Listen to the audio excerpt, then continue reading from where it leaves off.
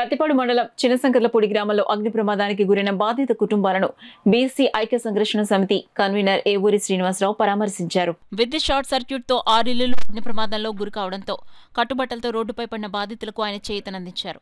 ఒక్కొక్క కుటుంబానికి 5,000 చొప్పున ఆర్థిక సహాయంతో పాటు నెలకు సరిపడా నిత్యావసర వస్తువులు అందించారు. ఈ సందర్భంగా ఆయన మీడియాతో మాట్లాడారు.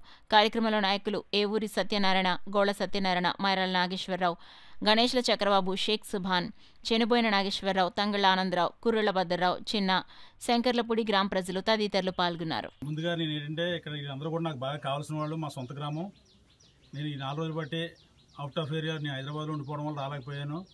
అందుకని వీళ్ళని క్షమించమని కూడా అడగదలుచుకున్నాను. ఘటన జరిగిన వెంటనే రాలేకపోయినందుకు.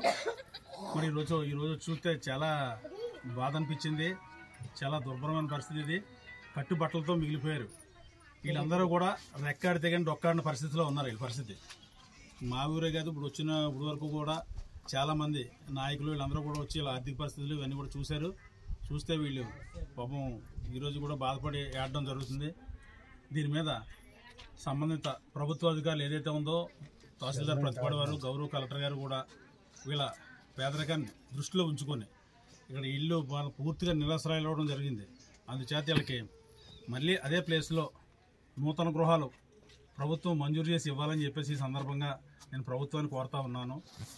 మరి జరిగిన ఘటనపై నేను ఆ రోజు 1వ తారీఖు నైట్ ఈ ఘటన జరిగిన వెంటనే నాకు కావాల్సిన మిత్రులందరూ కూడా వాట్సాప్ ద్వారా సమాచారం తెలియజేయడం జరిగింది. చాలా భారీ విపత్తు జరిగింది.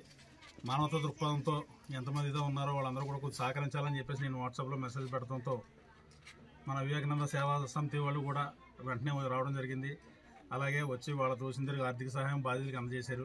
అలాగే డాక్టర్ విజయబాబు గారు, మరి ఏఎల్ఎస్ కళ్ళ డాక్టర్ నాగేశ్వరరావు గారు, ఇంకా మా మిత్రుడు పంచాయతీ వార్డు మెంబర్ గణేష్ చక్రబాబు కూడా తనకు తోచిన సహాయం కూడా బాధితులకి తన ద్వారా అందజేయడం జరిగింది.